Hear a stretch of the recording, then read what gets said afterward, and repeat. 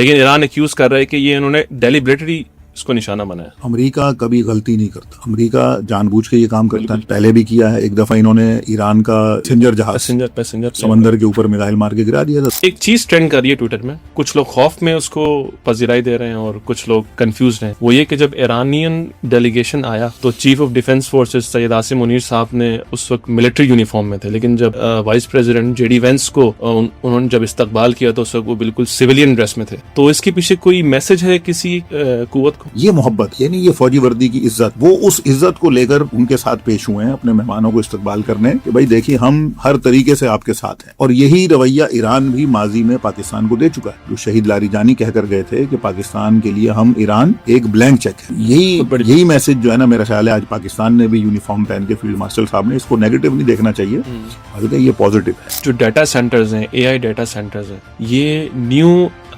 Military bases بھی ہیں، کیونکہ یونائٹڈ اسٹیٹس کی جو ٹیک انڈسٹری ہے اس نے جو یو ایس ٹارگیٹس جو کیے ہیں ایران میں 18,000 وہ کلیم کرتے ہیں کہ ٹارگیٹس کیے ہیں، تو اس کو یہی کہتے ہیں کہ ہم نے اس کو تھرو ڈیٹا سینٹرز اور اے آئی کے تھرو ہم نے اس کو میچ کر کے پھر ہم نے وہ نشانہ بنایا. یہ جو امریکہ نے کلیم کیا کہ ہم نے اے آئی کی مدد سے سارا کیا، ٹھیک ہے آپ نے کیا، آپ کے پاس ہے ٹیکنالوجی، اس میں یہ ظاہر بھی ہوا ہے نا، لوگ شہید ہوئے ہیں، بڑی بڑی شخصیات گئی ہیں. اسی طرح دوسری طرف دیکھیں تو ایران کے پاس بھی کہیں نہ کہیں کوئی ٹیکنالوجی برت رہی ہے. ابھی خبر ہے، یہ خود اسرائیلی ٹی وی پہ بھی چلی ہے، الجزیرہ کے اوپر بھی چلی ہے، یہ خبر میرے ٹویٹر کے اوپر بھی موجود ہے کہ ایران کے سائبر سیکورٹی ٹیم ہے، انہوں نے بھی سائبر سیکورٹی کے ذریعے ابھی پچھلے دنوں ایک کارروائی کی تھی جس میں سائبر چیف موساد کا اپنے 12 ایلیٹ اہلکاروں کے ساتھ، سائبر ہیکروں کے ساتھ وہ مر گیا. بسم اللہ الرحمن الرحیم. السلام علیکم. دا کرسچن پرسپیکٹو میں آپ دیکھ رہے ہیں ورلڈ وائر. ناظرین، جیسے کہ آپ کو معلوم ہے کہ وفاقی دارالحکومت میں پیس ٹاکس ہونے جا رہے ہیں یونائٹڈ اسٹیٹس اور ایران کے بیچ میں، اور اس میں پاکستان ثالثی کا اہم کردار ادا کر رہا ہے. اب تک کی موجودہ صورتحال وہاں کیا ہے جاننے کے لیے ہمارے ساتھ اسٹوڈیو میں موجود ہیں فلسطین فاؤنڈیشن کے جنرل سیکرٹری ڈاکٹر صابر ابو مریم صاحب. ڈاکٹر صاحب السلام علیکم. وعلیکم السلام. ڈاکٹر صاحب، ان پیس ٹاک کا کیا آؤٹ کم نکلے گا آخر، اور پاکستان اگر یہ پیس ٹاکس کروانے میں کامیاب ہوتا ہے تو اس کی خطے میں کیا پوزیشن ہوگی؟ بسم اللہ الرحمن الرحیم. پہلی بات تو یہ ہے کہ جو کچھ اس وقت پاکستان میں ہو رہا ہے، اسلام آباد ٹاکس کے اندر دونوں وفود آئے ہوئے ہیں، امریکہ سے بھی، ایران سے بھی، اور پاکستان کے بھی اس میں ثالثی کا کردار ہے. یہ مثبت کام ہے، یہ پازیٹیو کام ہے، اور پاکستان کی حیثیت اس سے ایک دفعہ پھر عالم اسلام میں، پوری گلوب میں ذرا ابھر کر سامنے آئی ہے. اور وہ جو پاکستان کا ایک گرے امیج تھا وہ ختم ہوا اور ایک وائٹ امیج، ایک سنہرا امیج دنیا کے سامنے آیا. یہ بڑی خوش آئند بات ہے. دوسری جو بات ہے جس طرف آپ نے اشارہ کیا، دیکھیے پاکستان کے لیے بہت سارے فائدے ہیں. مثال کے طور پہ اگر یہ مذاکرات کامیاب ہو جاتے ہیں تو اس میں پہلے بھی ہم نے بات کی تھی کہ جو ایران ہے اس کے اوپر سے پابندیاں ہٹ جائیں گی. بالکل. تو ہماری جو ضروریات کیا ہے، ہماری ضروریات، ہماری ہماری جو اکانومی ہے، بالکل، اگر آپ اس کا انالیسس کریں تو آپ کو لگے گا، آپ کو پتہ چل جائے گا کہ زیادہ تر ہم انحصار کرتے ہیں وہ انرجی کے اوپر، اور وہ بھی فیول ہے، سب سے زیادہ فیول ہے، آئل ہے. آئل ہمیں کہاں سے لینا پڑتا ہے؟ امریکہ سے، سعودی عرب سے، اور مختلف جگہوں سے، دور دور جگہوں سے، جس کا بڑا کاسٹلی ہوتا ہے ہمارے ساتھ. لیکن ہمیں ہمارے بارڈر پہ مل جائے گا تیل. یعنی آپ کہہ رہے ہیں کہ ایران سے ہم اوپنلی لے سکتے ہیں وداؤٹ اینی ریسٹرکشن؟ بالکل. ابھی تو اسمگلنگ ہو رہی ہے نا، اسمگلنگ سے تو نہ پاکستان کو فائدہ ہو رہا ہے نہ ایران کو فائدہ ہو رہا ہے. وہ تو چلیں بیچ کے جو گاؤں دیہات کے لوگ ہیں، بلوچستان کے ادھر کے بھی ادھر کے بھی، وہ اپنی زندگی بسر کرنے کے لیے تھوڑا بہت وہ کرتے ہیں، وہ کوئی بات نہیں کہ حکومتوں نے آنکھیں بند کی ہوئی ہیں، وہ ایک الگ مسئلہ ہے. لیکن جو اصل مسئلہ ہے وہ یہ ہوگا کہ پاکستان کی ضروریات میں سے سب سے پہلے یہ پوری ہوگی. گیس پائپ لائن ہماری بنی ہوئی ہے جو ہمارے بارڈرز تک لا کے ایران نے بچھائی ہوئی ہے. بالکل. آگے ہمیں کام شروع کرنا ہے تو ہم وہ شروع کر پائیں گے. تو گیس کی جو ہمارے اس وقت قلت ہے، جو ہمارے گھروں میں ہمارے جو لوگ ہیں بیچارے پریشان ہیں، عوام، کہ گیس نہیں ہوتی ہے، شارٹیج ہے، پھر لوڈ شیڈنگ ہے گیس کی بھی، یہ ساری چیزیں یہ ختم ہو جائیں گی. اس سے بڑھ کر بھی جو ہمارا سرحدی تجارت ہے وہ بڑھ جائے گی. کئی مقامات پہ ہماری سرحدی تجارت ایران کے ساتھ شروع ہو جائے گی. ہمارا کلچر ان کے ساتھ ملتا ہے، ہماری اور کافی ساری چیزیں ان کے ساتھ سملر ہیں. تو پاکستان کو ہر لحاظ سے فائدہ ہوگا. صرف اس طرف نہیں ہوگا بلکہ ساؤتھ ایشیا کے دوسرے ممالک میں بھی ہوگا. افغانستان میں بھی یہ فائدہ، یعنی سینٹرل ایشیا میں ہمارا چائنا کے، بالکل چائنا کے ساتھ بھی ہمارا فائدہ ہوگا. اسی طرح آگے بھی ہم اگر دیکھیں گے تو ہمیں اور بھی فائدے ہیں. ہمارا گوادر پورٹ بھی چلے گا اور بہت ساری چیزیں. تو پاکستان کو اس میں کئی فائدے ہیں. اور اگر خدا نخواستہ یہ نہیں ہوتا تو کچھ نقصان بھی ہیں.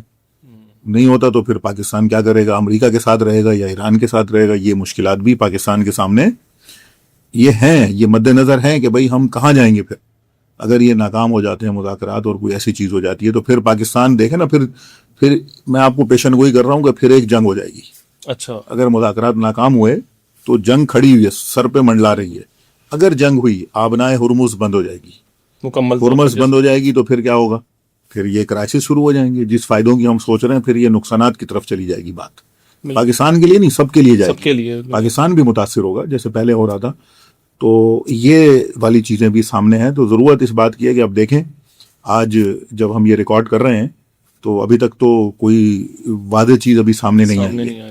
صرف جو ایرانی ڈیلیگیشن ہے وہ آ گیا ہے، امریکی وفد بھی آ چکا ہے، اور اس کے ساتھ ساتھ شہباز شریف صاحب نے علیحدہ ان کے ساتھ ملاقاتیں بھی کرنا شروع کر دی ہیں. لیکن ابھی تک فریم ورک نہیں بنا ہے کہ پاکستان بھی ان مذاکرات میں بیچ میں بیٹھے گا یا تھرو پاکستان یہ مذاکرات ہوں گے یا یہ کہ براہ راست ہوں گے. اب یہ 3 کنڈیشن ہے. ابھی تھوڑی دیر میں یہ چیزیں واضح ہو جائیں گی. جب تک یہ ہم ریکارڈ کریں گے یہ چلے گا، اس وقت تک تو بہت ساری چیزیں تبدیل ہو جائیں گی اور بہت ساری چیزیں آ جائیں گی. لیکن ایک نقطہ میں اس سوال کے ضمن میں یہ بھی آپ کو بتانا چاہتا ہوں کہ دیکھیے، ایران کے یہ مذاکرات امریکہ کے ساتھ کامیاب ہوں یا نہ ہوں، یہ بات تو طے ہے کہ جو ایران کا وفد ایران سے چلا ہے اور پاکستان آیا ہے، اس نے انٹرنیشنلی، سائیکولوجیکلی بالکل. اور میں کوگنیٹو، یہ آپ سے آگے پوچھنے چاہ رہا تھا کہ جب وہ ڈیلیگیشن آیا ہے تو دے ور ڈریسڈ آل بلیک، اور اپنے ڈاکٹر انہوں نے غالب نے جو ان کے اسپیکر ہیں ایران کے، انہوں نے پکچر بھی نشر کی کہ جس میں جو میناب کے بچوں کے جو اوریجنل جو اسکول بیگس تھے جو ٹورن اپارٹ تھے، ان کو وہاں ایئرپلین میں رکھ کے ان کو ایز اے اسپرٹ ان کو بھی اپنے ساتھ اکمپنی کیا تھا اس میں. تو یہ کس طرح کا میسج وہ ایران کی طرف سے ہے؟ دیکھیے، یہ پہلی بات یہ بتا رہی ہے کہ ایران امریکہ سے بھیک مانگنے نہیں آ رہا. بالکل. ایران امریکہ سے کوئی اپنی درخواست لے کر نہیں آ رہا کہ بھئی ہمارے یہ مسئلے حل کر دو. ایران ایک بڑی بہترین پوزیشن کے اندر برابری کی سطح پر آ رہا ہے، اور ساتھ ہی ساتھ یہ جو حرکت ہے، یہ جو آپ نے بتائی ہے، جو ایک پورا سینیریو ہے جس میں شہید بچوں کی تصویریں اور ان کے بستے، وہی بستے جو ان کے وہ اس جہاز کے اندر رکھ کے، باقر کالیباف صاحب نے ٹویٹ بھی کیا تھا رات کو، میں نے دیکھا، انہوں نے لکھا کہ یہ میرے ہم سفر. یعنی یہ وہ بات ہے جو یعنی انسان کے دل کو وہ تڑپاتی ہے کہ مثلاً چھوٹے بچے تھے، وہ معصوم بچے جن کو امریکہ نے شہید کیا، قتل کیا. یعنی ٹومہاک میزائل خطرناک میزائل تھا جس سے ان بچوں کو قتل. اچھا، یہ اکیوز کر رہے ہیں کہ یہ جو انہوں نے میناب اسکول میں جو ٹومہاک مارے تھے، غالباً ایک کے بعد پھر دوسرا بھی انہوں نے 3 مارے تھے، تو یہ اکیوز کر رہے ہیں کہ پہلے یہاں نیول بیس تھا پرائر ٹو دس، اور یہ ان کے سسٹم میں اس طرح ڈیٹیکٹ ہوا کہ ان کو پتہ نہیں چلا. لیکن ایران ایکیوز کر رہا ہے کہ یہ انہوں نے ڈیلیبریٹلی اس کو نشانہ بنایا. امریکہ کبھی غلطی نہیں کرتا. امریکہ جان بوجھ کے یہ کام کرتا ہے. پہلے بھی کیا ہے. ایک دفعہ انہوں نے ایران کا جہاز اڑا پیسنجر سمندر کے اوپر میزائل مار کے گرا دیا تھا. 200-300 پتہ نہیں کتنے اس میں وہ مسافر تھے، سارے میرے اور آپ کی طرح کے لوگ تھے. تو میں جو بات کہہ رہا تھا، ایک تو انہوں نے یہ تصویریں ساری سوشل میڈیا پہ پورے انہوں نے انٹرنیشنلی سائیکولوجیکل اس کو اٹریکٹ کر لیا. انہوں نے ان کے منہ پہ ایک تھپڑ مار دیا کہ دیکھو ہم قاتلوں سے بدلہ لینے آ رہے ہیں. بالکل. یہ نہیں ہے کہ بھیک مانگنے آ رہے ہیں یا کوئی ہمیں تم کچھ دو گے، نہیں، ہم آ رہے ہیں، ہم تمہاری ایک FIR لے کر آ رہے ہیں، خون سے لکھی ہوئی، کہ جو تم نے یہ ظلم کیا ہے. بے شک. پھر اس کاروان کو بھی، جو ڈیلیگیشن کو جو نام دیا گیا ہے، وہ بھی ڈیلیگیشن آف میناب ڈیلیگیشن ہے. یہ جو آیا ہے باقر صاحب کی سربراہی میں، یہ پھر ایک یہ بڑا میسج ہے. یہ بتا رہا ہے کہ بھائی ہم بھولے نہیں ہیں. اینجلز آف میناب کا نام. تو یہ سارا وہ کریڈٹ دے رہے ہیں اپنے ان شہیدوں کو کہ جو معصوم بچوں سے لے کر جو اوپر تک شہید ہوئے ہیں، ان کے رہبر ہمارے آیت اللہ خامنائی صاحب تک. اب دیکھیں گے باقر کالیباف نے آج جو سارا دن وہ میٹنگیں کرتے رہے، جہاں سیاہ کپڑے پہنے ہوئے ہیں، وہ اس بات کی علامت ہے کہ ہم غم میں ہیں، سوگ میں. عباس اراغچی نے بھی، فورن منسٹر نے بھی، ابھی تک ان کے ہاں سوگ ہے. بالکل. پھر اسی طرح انہوں نے جو بیج لگایا ہوا ہے جو کالیباف صاحب نے، اس پہ جو حضرت امام خامنائی صاحب اور موجودہ جو رہبر ہیں آیت اللہ مجتبی خامنائی صاحب، دونوں کی تصویر اس پہ لگی. کسی ملک کا جھنڈا نہیں لگایا انہوں نے، اپنے ایران کا بھی جھنڈا نہیں لگایا. وہ اپنے اس چیز کو بتا کے یہ کیا ہے، یہ بتا رہا ہے کہ ہماری فکر کیا ہے، ہم کس کے ساتھ کھڑے ہیں، ہم کون ہیں، بالکل، ہم کس جگہ سے بلونگ کرتے ہیں اور ہم کیا کرنے آئے ہیں. تو یہ واضح طور پر یہ امریکہ کے اوپر ایک FIR لے کر آ رہے ہیں. امریکہ سے یہ اپنا یہ مقدمہ شہیدوں کا لڑنے آ رہے ہیں یہ کوئی یہ نہیں ہے کہ مذاکرات کوئی سوچ رہا ہے اگر کہ یہ مذاکرات ہو رہے ہیں، بات چیت ہو رہی ہے تو ایران کچھ ان سے بھیک مانگ رہا، نہیں. ایران نے 2 مطالبات رکھے ہیں لبنان میں جنگ بندی ٹیبل پہ بیٹھنے سے پہلے، اور ایران کے جو اثاثے منجمد ہیں وہ $700 ارب کے ہیں، لگ بھگ نہیں معلوم کتنے ہیں، شاید اتنے بتائے جا رہے ہیں. ابھی تک تو رائٹرز کے حساب سے $6 بلین کی بات، تو ان کو کہا گیا کہ بھائی ریلیز کرو. تو رائٹرز نے تو کہا ہے کہ امریکہ کر رہا ہے، لیکن کچھ نیوز ایجنسیز نے یہ خبر دی اور وائٹ ہاؤس نے اس کی تردید کی ہے کہ نہیں کیا. اب اگر یہ دیکھنا ہے کہ مذاکرات کس رخ میں جائیں گے، یہ ابھی اگلا مسئلہ ہے. ڈاکٹر صاحب ایک چیز ٹرینڈ کر رہی ہے ٹویٹر میں، کچھ لوگ خوف میں اس کو پذیرائی دے رہے ہیں اور کچھ لوگ کنفیوزڈ ہیں. وہ یہ کہ جب ایرانین ڈیلیگیشن آیا تو chief of defence forces Syed Asim Munir صاحب نے اس وقت ملٹری یونیفارم میں تھے، لیکن جب vice president J D Vance کو انہوں نے جب استقبال کیا تو اس وقت وہ بالکل سویلین ڈریس میں تھے. تو اس کے پیچھے کوئی میسج ہے کسی قوت کو؟ بالکل. یہ ان کا جو کام ہے جو فیلڈ مارشل صاحب کا، یہ قابل ستائش ہے کہ وہ ایرانین ڈیلیگیشن میں ہی انہوں نے رسپیکٹ دی ہے. انہوں نے یہ رسپیکٹ دی اور بتایا ہے کہ یہ آپ کی اپنی فوج ہے، ہم آپ کے اپنے ہیں. جبکہ ان کو بتایا کہ تمہاری اتنی نہیں ہے کہ ہم اپنی اتنی باوقار وردی، یعنی فوجی وردی کی پاکستان میں کیا عزت ہے. اگر ہم دیکھیں، بچوں سے پوچھیں یا ہم نے اپنا بچپن دیکھا ہے تو ہم سپاہیوں کو دیکھ کے بھی ان سے خوش ہوتے ہیں. جب وہ اپنے ٹرکوں میں گاڑیوں پہ جا رہے ہوتے ہیں تو ہمارے بچے ان کو ہیلو ہائی کرتے ہیں، سلام کرتے ہیں. کہیں کوئی فوجی کسی ڈیوٹی پہ کھڑا ہو تو آپ نے دیکھا ہے کہ بچے بھاگ کے جاتے ہیں، اور ہم بھی بچپن میں یہی کرتے رہے. یہ محبت ہے، یعنی یہ فوجی وردی کی عزت ہے. وہ اس عزت کو لے کر ان کے ساتھ پیش ہوئے ہیں اپنے مہمانوں کو استقبال کرنے کہ بھائی دیکھیے ہم ہر طریقے سے آپ کے ساتھ ہیں. اور یہی رویہ ایران بھی ماضی میں پاکستان کو دے چکا ہے. جو شہید لاری جانی کہہ کر گئے تھے کہ پاکستان کے لیے ہم ایران ایک بلینک چیک ہے. تو یہی میسج جو ہے نا، میرا خیال ہے آج پاکستان نے بھی یونیفارم پہن کے فیلڈ مارشل صاحب نے اس کو نیگیٹو نہیں دیکھنا چاہیے، بلکہ یہ پازیٹو ہے. یہ ایران کے لیے انہوں نے اپنی محبت، اپنی عزت کو پیش کیا کہ دیکھیں بھائی ہم باوقار طریقے سے آپ کے ساتھ ہیں. چاہتے تو پینٹ کوٹ اور ٹائی لگا کے بھی چلے جاتے، تو وہاں ان کے سامنے نہیں پہن کے گئے، ان کے سامنے انہی کی طرح گئے. یہ انہوں نے عزت اصل میں ایران کو دی. اب کوئی اس کو کسی بھی طرح موڑے. دیکھیے اس وقت میں یہ بھی یہاں سے اپیل کرنا چاہتا ہوں آپ کے پروگرام سے کہ جو بھی اختلافات رکھنے والی قوتیں ہیں پاکستان میں، اختلافات کو آرگنائز وے میں رکھیں. بالکل ہر چیز کے اوپر اختلاف نہیں ہوتا. اس وقت پاکستان ایک بہت بڑا کردار ادا کر رہا ہے.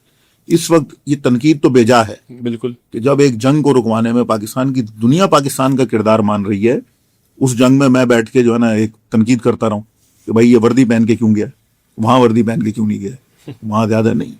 یہاں میرے خیال سے یہاں زیادہ عزت دی ہے انہوں نے.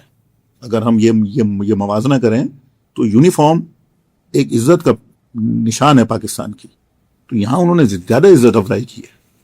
ڈاکٹر صاحب ایران کے بارے میں ایک یہ قیاس آرائیاں بھی ہیں کہ ان کا ایئر فورس اتنا اپ گریڈ نہیں ہے.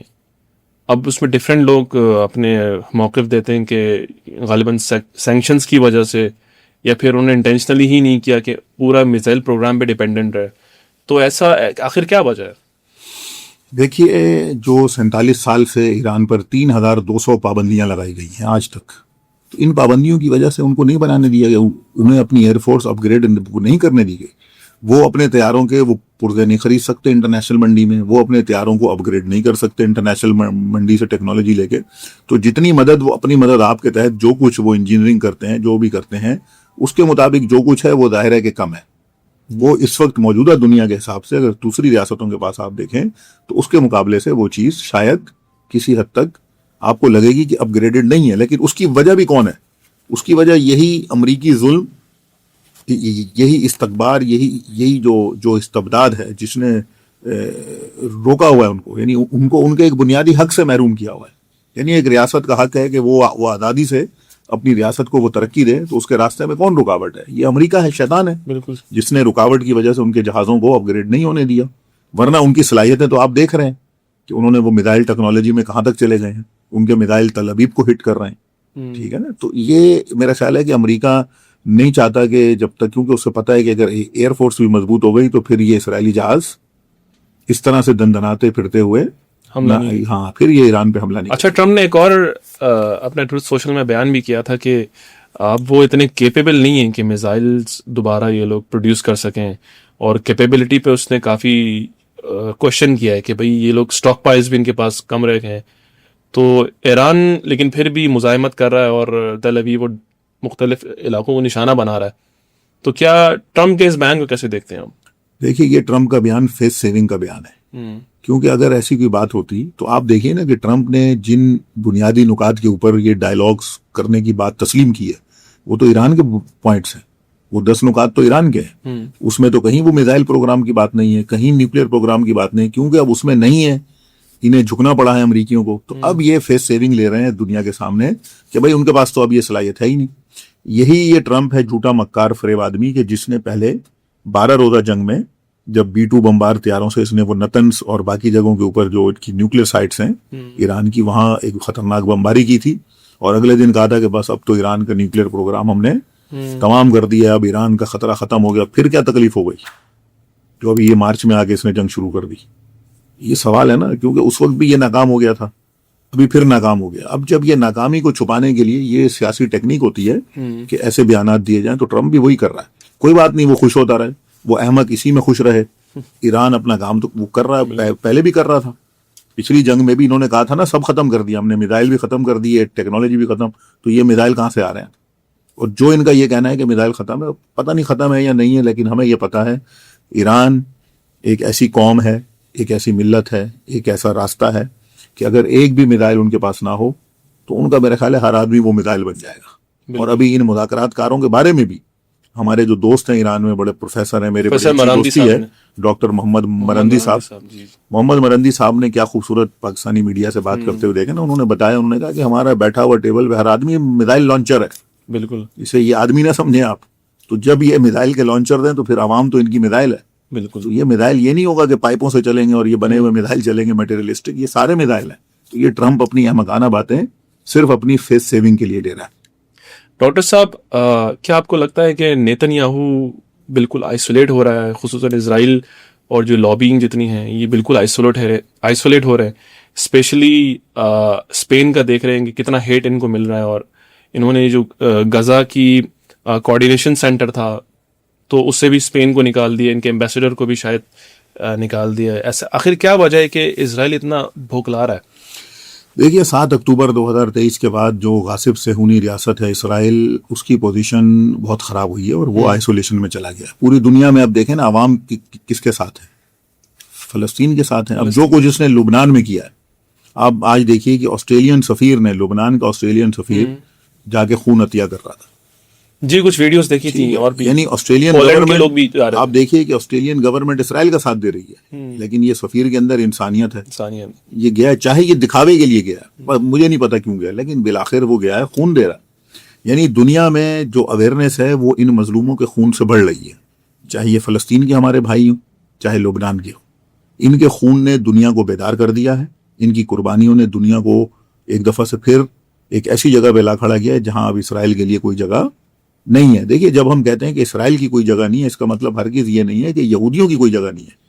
یہودی بطور مذہب، بطور انسان کہیں بھی رہ سکتے. اگر ان کو یہودیوں کو یہی مسئلہ ہے کہ بھائی ہماری یہودیوں کی ریاست، تو آؤ بھائی بنا لو. امریکہ کی 52 کتنی ریاستیں؟ 52 ہیں، 53 بنا لو، ایک اور بنا لو. آسٹریلیا میں بنا لو، اتنے جزیرے خالی پڑے ہیں. کہیں آئرلینڈ میں بنا لو. دنیا خالی پڑی ہے تمہارے پاس، پورا یورپ میں اتنی جگہ پڑی، آؤ بناؤ. اس کا ایک اور ثبوت ہے کہ ایران تہران میں سائناگوگ پہ انہوں نے حملہ کر کے تباہ کر دیا. ٹھیک ہے نا، یہ بالکل ایسی ہے. تو یہ ہم یہ نہیں کہتے کہ جب اسرائیل کی ہم ختم کرنے کی بات کرتے ہیں تو یہ اس کا مطلب نہیں ہے کہ یہودیوں کو ختم کرنا ہے. صہیونیوں کی بارے میں یہ اس کی ہے کہ یہ پولیٹیکل ایک ایشو ہے جو خواجہ آصف نے بھی ٹویٹ کیا ہے، جس کے اوپر جو اسرائیل کو بڑی تکلیف ہوئی. تو میں اس کی حمایت کرتا ہوں خواجہ آصف کی بھی، کہ وہ ٹویٹ بالکل صحیح ہے. وہ یہود مخالف ٹویٹ نہیں ہے، بلکہ وہ اسرائیل مخالف ٹویٹ ہے. اسرائیل ایک ناجائز ریاست ہے، بے شک ایک ظالم ہے، جابر ہے، قاتل ہے. تو یہ کہنا کہ اسرائیل اب نہیں رہے گا، تو اس لیے آپ دیکھیں کہ آج آئرلینڈ نے فلسطین کو بطور ریاست تسلیم کر لیا ہے. اسپین نے اپنا سفیر بلا لیا ہے، سفارت خانہ اسرائیل میں بند کر دیا ہے. اسپین اور بہت سارے کام کر رہا ہے. اچھا، یہ اسی لمحے میں یہ بھی ہوا ہے کہ جو ساؤتھ کوریا کے پریزیڈنٹ لی ہیں، انہوں نے اپنے official Twitter account, x account میں ایک ویڈیو شیئر کی ہے جس میں دکھایا جا سکتا ہے کہ ایک فلسطینی بچے کو چھت سے گرایا جا رہا ہے. وہ نہتا بچہ تھا، اس کو چھت سے گرایا جا رہا ہے، اور اس پر بڑا دکھ اور تکلیف کا انہوں نے اظہار کیا ہے. تو اس پہ بڑا ان کو ہیٹ اس بات پہ ملا کہ he is being so anti Semitic. یہ تو اینٹی سیمیٹک تو نہیں ہے نا. اینٹی سیمیٹک کیسے ہو سکتا ہے؟ کسی معصوم بچے کو آپ قتل کر رہے ہیں. قتل کر ایک انسان ہے, چاہے وہ وزیر اعظم ہے, صدر ہے, اس کے سینے میں دل ہے. بالکل وہ انسان ہے, اس کا دل دھڑکتا ہے, اس نے اپنے جذبات کا اظہار کیا. اس میں کیا آپ نے یہ جو ظلم کیا ہے یہ ہے سارا کچھ, یہ ظلم ہے, یہ اینٹی سیمیٹکزم نہیں ہے. آپ کے ظلم کو ہم ظلم کہیں گے تو اس کا مطلب اینٹی سیمیٹک نہیں. ہم نے کہا کہ ہم یہود مخالف نہیں ہیں, لیکن ہم اس سوچ کے مخالف ہیں جس سوچ کے تحت اسرائیل بنا ہے.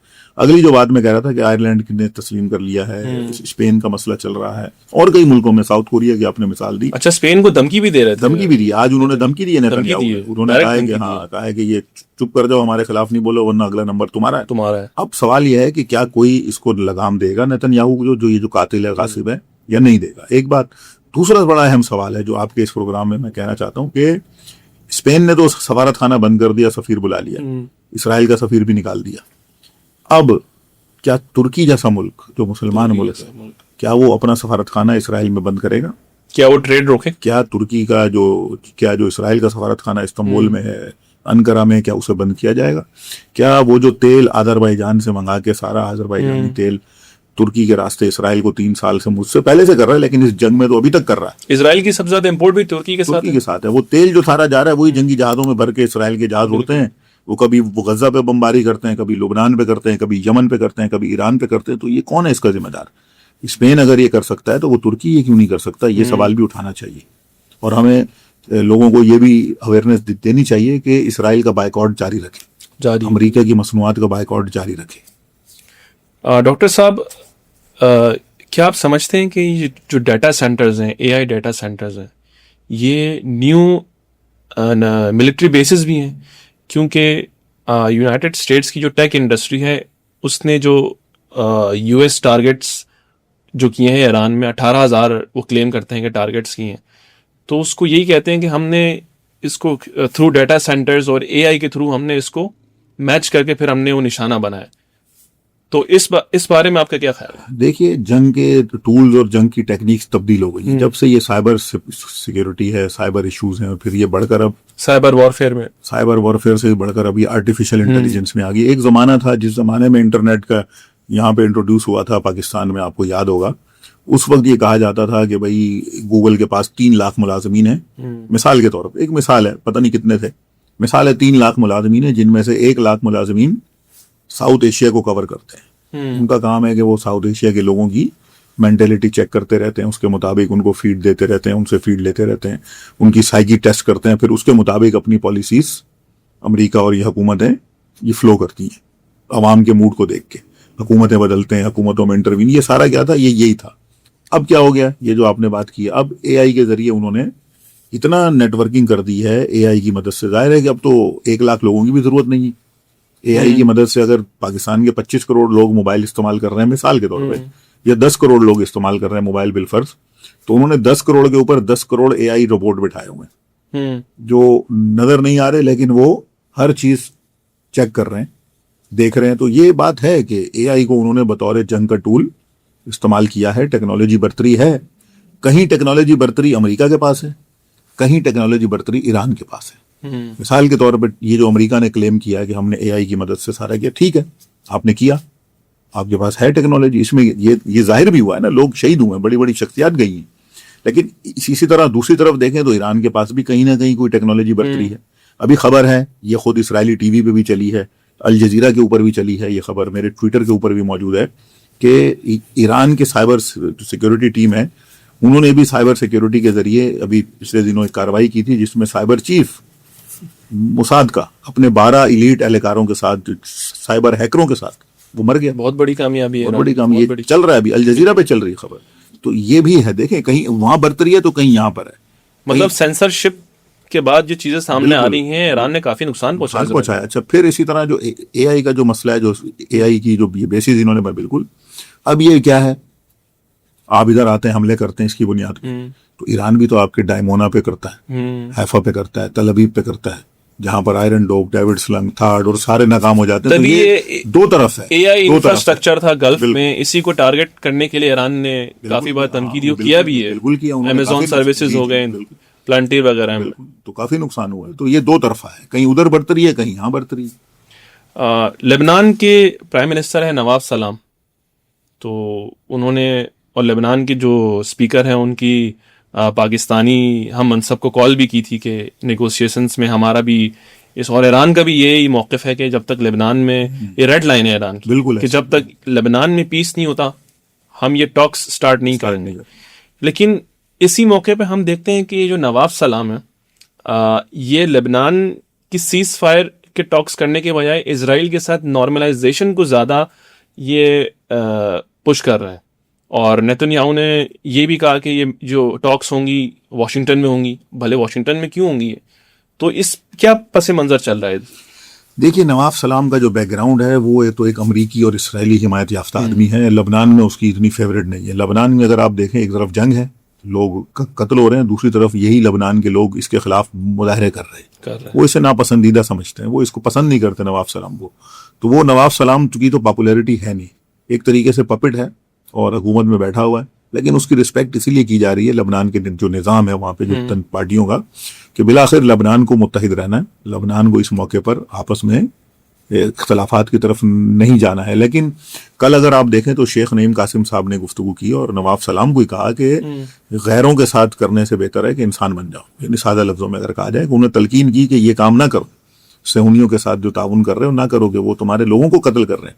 تو نواف سلام کو شرم آنی چاہیے کہ لبنانی شہری مر رہے ہیں، لبنان کے سویلین قتل ہو رہے ہیں، اور وہ اسرائیل کے ساتھ نارملائزیشن کر رہا ہے. یہ کیا مطلب ہے؟ یہ ایک ایسا وہ ذلت کا توق ہے جو آگے چل کر ان کو نقصان پہنچائے گا. نواف سلام کا پھر کوئی لبنان میں نام لینے والا نہیں رہے گا. ٹھیک ہے نا؟ تو مذاکرات وہی ہیں جو ایران اور یہاں پر ہو رہے ہیں، امریکہ کے دونوں پارٹیاں ہیں، پاکستان ثالث ہے، یہی ہوگا. لبنان پہ جنگ بندی کا فیصلہ یہاں سے ہونا چاہیے. نبی بری بہت معتبر آدمی ہیں جو اسپیکر ہیں پارلیمنٹ کے لبنان کے، انہوں نے اگر فون کیا ہے ہمارے پارلیمنٹ کے اسپیکر کو تو یہ بہت اچھا ہے. اور میرا خیال ہے کہ ہمیں ان کے ساتھ بھی اسی تعاون کو پاکستان کو آگے بڑھ کے بڑھانا چاہیے، اور وہاں پر ایسی قوتوں کے ساتھ مضبوط روابط رکھنے چاہیے کہ جو معتدل ہے، جو اسرائیل کی پپٹ نہیں ہے. کیونکہ اسرائیل ہمارا بھی دشمن ہے، لبنان کا دشمن نہیں ہے. اسرائیل سعودی عرب کا دشمن ہے، اسرائیل عراق، ایران، اسرائیل شام کا دشمن ہے، اسرائیل ترکی کا دشمن ہے، وہی ڈیوائیڈ اینڈ رول کر کے اسرائیل پاکستان کا دشمن ہے. بالکل. ہمیں تو اسرائیل کو آئسولیٹ کرنا ہے. تو ہمیں لبنان کے اندر ایسے لوگوں کی بات کرنی چاہیے، معتدل ہیں، جو نبی بری جیسے لوگ ہیں. شیخ نعیم قاسم کی جو جماعت ہے حزب اللہ، ان کے جو سیاسی لوگ ہیں وہ بڑے معتدل ہیں. اب یہ اگر نواف سلام سے یہ سیز فائر کی نیگوسیشنز یا ٹاکس کرتا بھی ہے تو اس کا سب سے پہلا ہی پوائنٹ یہی ہے کہ حزب اللہ کو ڈسارم کریں. تو وہ کیسے حزب اللہ کے بہاف پہ کہہ سکتا ہے کہ بھائی ہم لوگ ڈسارم کر دیں؟ اس نواف سلام سے پہلے بھی بہت آئے تھے، سعد حریری بھی تھا، اور بھی بہت سارے تھے. وہ بہت چاہتے تھے کہ یہ کام ہو جائے. وہ قبروں میں چلے گئے، ابھی ان کو پوچھنے والا کوئی نہیں ہے. سعد حریری آج کہاں ہے؟ سیاست سے ہی آؤٹ ہو گیا. اس کو تو سعودیوں نے اپنے محل میں بلا کے سنا ہے، بڑے تھپڑ وپڑ مارے تھے ایک زمانے. اچھا. بالکل. وہ تو فیل ہو گیا نا یہاں پر. تو اسی طرح اور بھی یہ کیا کر لے گا؟ یہ اس کے کہنے سے کچھ نہیں ہوگا. لبنان کے عوام جو چاہیں گے وہ ہوگا. لبنانی عوام وہاں پر کس کے ساتھ ہے؟ فلسطین کے ساتھ ہے، حزب اللہ کے ساتھ ہے، وہ حماس کے ساتھ ہے، وہ حق کے ساتھ ہے. پھر یہ پولیٹیکل سٹرکچر میں تھوڑا وہ ہے کہ جو پی ایم ہوگا اسپیسیفک کمیونٹیز ہوگا. یہ فرانس سیسویوں نے بنایا تھا. فرانس سیسویوں نے یہ غلط قانون بنا دیا تھا اس زمانے میں، ایک لمیٹیشن لگا دی تھی آبادی کا. اب تناسب بھلے کچھ بھی ہو. مثال کے طور پہ عیسائی، سنی اور شیعہ دونوں مسلمان. اب انہوں نے سنی شیعہ کو بھی الگ کر دیا وہاں پہ، کیونکہ ہمارے اختلافات سے انہوں نے فائدہ اٹھایا. عیسائیوں کو انہوں نے کہا ان کا پریزیڈنٹ ہوگا، جوزف وون جو ہے، ٹھیک ہے نا. اسی طرح جو وزیر اعظم ہوگا وہ سنی مسلمان ہوگا، اور جو اسپیکر ہوگا وہ شیعہ مسلمان ہوگا. میرے خیال میں اب اگر 1991 سے ہی ہے اسپیکر. جی. اب اگر آپ دیکھیں، اگر آبادی کا تناسب سنیوں کا بڑھ بھی جائے، سنی مسلمانوں کا آبادی کا تناسب اگر عیسائیوں سے بڑھ جائے، تو کیا وہ ان کا پریزیڈنٹ نہیں بن سکتا؟ بن سکتا، لیکن وہ اس قانون کے تحت وہ نہیں بنے گا، وہ عیسائی بنے گا ابھی تک. تو اس قانون کو بھی وہاں پہ ختم ہونا چاہیے. یہ اس طرح تو قانون نہیں چل پائے گا. اسرائیلی وزیر اعظم جو ہے غاصب، اسرائیلی وزیر اعظم نیتن یاہو ہے، اس کا ٹرائل ہے سنڈے کو، کرپشن کیسز اور دوسرے کچھ کیسز پہ.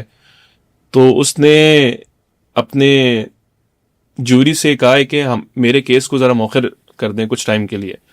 تو آخر یہ ٹائمنگ کیوں مانگ رہا ہے؟ کچھ چل رہا ہے اندر؟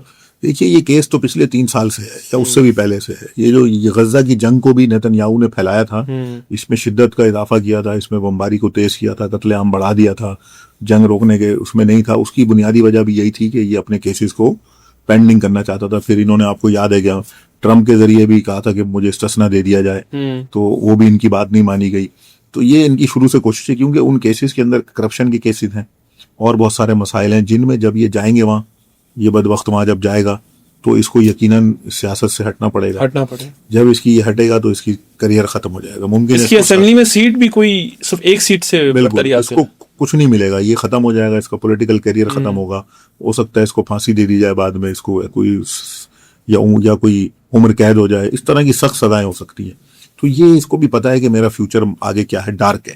اس ڈارک فیوچر کی وجہ سے اب یہ کیا کر رہا ہے کہ یہ دنیا میں جارحیتیں کر رہا ہے. امریکہ کے کان بھرتا ہے کہ وہ ایران پہ بمباری کرو, ایران کے پاس نیوکلیئر ہے. یہ سارا اس نے کروایا. یہ نیتنیاہو نے یہ 15 سال سے جھوٹ کا پلندہ بنا کے ایران کے پاس نیوکلیئر بالآخر جنگ چھیڑ لی. اس کو پریزیڈنشل پارڈن بھی نہیں ملی. بالکل ہے, وہی میں نے کہا نا, اس نے کہا تھا کہ مجھے یا تو استثنا دیا جائے, مجھے معاف کیا جائے, وہ نہیں ملا اس کو. اس لیے نہیں ملا کہ سب کو پتا ہے کہ اب یہ جائے گا ادھر, یہ تلوار اس پہ لٹک رہی ہے.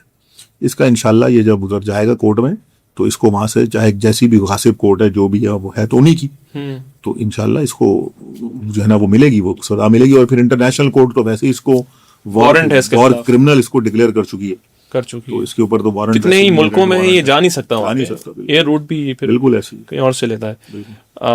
اچھا, ان پیس ٹاکس کے بیچ میں ایک اور ایشو پھر سے ابھر رہا ہے, وہ ہے ایپسٹین فائلز کا. ٹرمپ کی جو بیوی ہیں میلینیا ٹرمپ, انہوں نے بھی آ کے بیان دیا کہ میرا اس سے کوئی ایپسٹین سے کوئی لینا دینا نہیں. حالانکہ جو پکچرز اور ویڈیوز ہمیں دکھاتی ہیں کہ اس میں ایپسٹین کے ساتھ وہ ملاقات بھی کر رہی ہے, گیلین میکسویل کے ساتھ بھی وہ اس کی دوستی رہی ہے. اور کچھ وکٹمز بھی سامنے آ رہے ہیں ایپسٹین فائل کے, کہ جو کہہ رہے ہیں کہ ہم ان سب, میلین ٹرمپ کو بھی وہ مخاطب کر کے کہہ رہے ہیں کہ ہم پورا ایکسپوز کر دیں گے جو ہمارے ساتھ ہوا. تو یہ ٹائمنگ میٹر کرتی ہے اس موقع پہ, یا اسرائیل کے پھر سے کوئی وہ ہے؟ یہ خدا کا بھی قانون ہے کہ وہ ظالموں کو ظالموں سے لڑا کے مار دیتے ہیں. تو اچھا ہے کہ اگر یہ ظالم ایک دوسرے کی اگر پتلون اتار رہے ہیں تو اچھی بات ہے. یہ ان کا چہرہ جو ہے نا بے نقاب ہونا چاہیے, تو یہ تو بہت اچھا ہے. چاہے ٹائمنگ کچھ بھی ہو, یہ ہونا بہت ضروری ہے کہ دیکھیں یہ ٹرمپ دنیا کے اندر یہ انارکی پھیلانے آیا ہے, اس انارکی کو روکنا ہوگا. یہ ٹرمپ شیطان ہے, نیتنیاہو, اور یہ دونوں فرسٹریشن میں دکھ رہے ہیں ہمیں. نیتنیاہو ہو, ٹرمپ ہو, میلینا ہو, باقی جتنے بھی آپ نے نام لیے, یہ سارے یہ ایپسٹین گینگ ہے, یہ گینگسٹرز ہے. ان کے لیے جو صحیح لفظ استعمال کیا جاتا ہے, بلکہ مجھے اچھی طرح یاد ہے جو سپریم لیڈر ہیں آیت اللہ خامنائی صاحب, انہوں نے بھی ان کے لیے لفظ یہی استعمال کیا, گینگسٹر ہے. تو یہ واقعاً گینگسٹر ہیں, یہ انسان کے نالے کے حقدار نہیں ہے. یہ ایپسٹین کلاس ہے, یہ ایپسٹین گینگسٹر ہیں. ان کے راز فاش ہونے چاہیے, ان کی اوقات پوری دنیا کو پتہ چلے, امریکی شہریوں کو پتہ چلے کہ یہ کتنے بد اخلاق ہیں, یہ کتنے شیطان ہیں, کتنے سفاک ہیں. یہ ہم سب کو پتہ ہونا چاہیے. بہت شکریہ ڈاکٹر صاحب, آپ کا ٹائم ہمارے لیے آپ کا بہت شکریہ اہم ہے. ناظرین, یہ تھے ڈاکٹر صابر ابو مریم. اسلام آباد میں ٹاکس ہو رہی ہیں, اس پہ ہماری گہری نظر ہے. آپ کو ضرور اس سے تجزیے کے ساتھ مزید آپ کے سامنے حاضر ہوں گے. جڑے رہیے, جانتے رہیے. اللہ حافظ.